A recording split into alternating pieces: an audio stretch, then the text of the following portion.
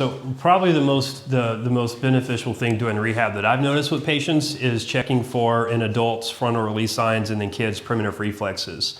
And there are studies that show that adults with neurological disorders, Parkinson's, dementia, Alzheimer's, they develop frontal release signs, which are infant reflexes that return.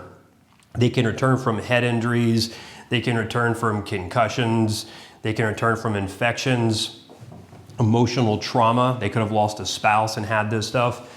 And what happens is they start to develop these immature-like things where they can't eat anymore, they can't talk, they have a hard time grasping things. And you see the same thing in kids that were born with developmental delays, that they can't walk, they can't talk, they can't make eye contact. And you take them to different neurologists and no one knows what's going on. And then you check these infant reflexes and you see they're still present and they're not supposed to be there. And so what's happening is certain areas of the brain are staying immature.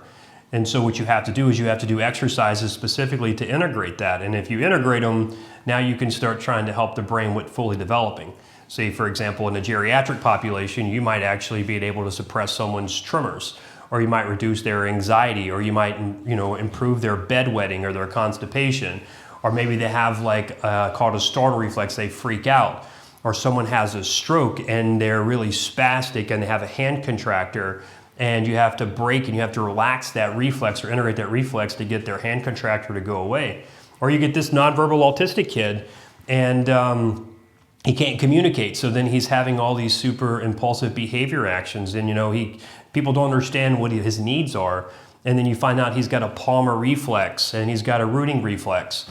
And so if you integrate those, now the kid can actually start talking and he can communicate. Now he's not so impulsive and his behavior goes out. That's probably the coolest thing that, I think about doing all this stuff.